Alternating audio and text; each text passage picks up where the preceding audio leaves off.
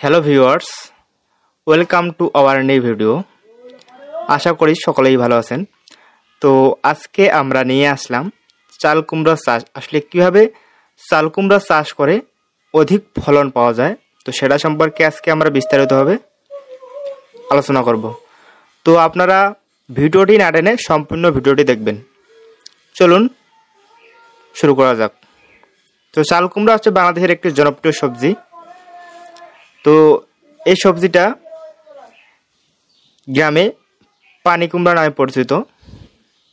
তো এই সবজিটি চাষ করার জন্য আপনাদের যে দিকে খেয়াল রাখতে হবে সেটা হচ্ছে চাল কুমড়ার ফুলের দিকে খেয়াল রাখতে হবে।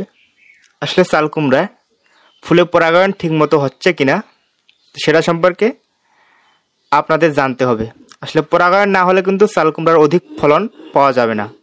তো আপনারা দেখবেন চাল কুমড়ার গাছে ফুলে পরাগায়ন হচ্ছে কিনা। তো এই পরাগায়ন না হলে আপনারা নিজ হাত দিয়ে পরাগায়ন করবেন। আসলে পরাগায়ন করলে আপনার চাল কুমড়ার অধিক ফলন আপনারা পেতে পারেন। তো সুপ্রিয় দর্শক,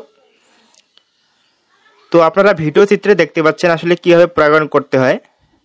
তো আপনারা পুরুষ ফুলটি ছেড়বেন এবং স্ত্রী ফুলের স্ত্রী গহ্বরে সকালবেলা একটা ফুলে 2-3 বার করে পরাগায়ন করবেন। তো আপনারা এই পদ্ধতি অবলম্বন করে চাল কুমড়ার অধিক ফলন পেতে পারেন। তো সুপ্রিয় দর্শক, আপনারা এই পদ্ধতি ছাড়াও আরও কীটনাশক প্রয়োগ করে আপনারা চাল কুমড়ার অধিক ফলন পেতে পারেন। আবারও চাল কুমড়ায় অনেক মাছি পোকা আক্রমণ করে।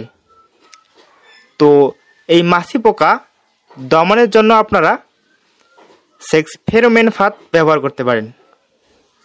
এই ফেরোমেন ফাঁদ ব্যবহার করলে আপনারা চাল কুমড়ার এই মাছি পোকা আক্রমণ থেকে প্রতিরোধ করতে পারবেন।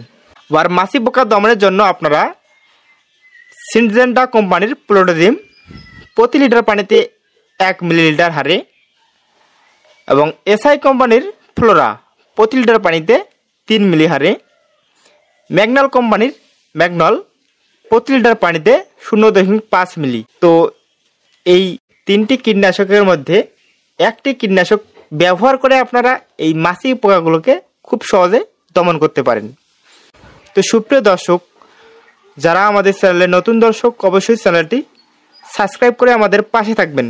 চাল কুমড়ার আরও অনেক কিছু রোগবালাই দেখা যায়।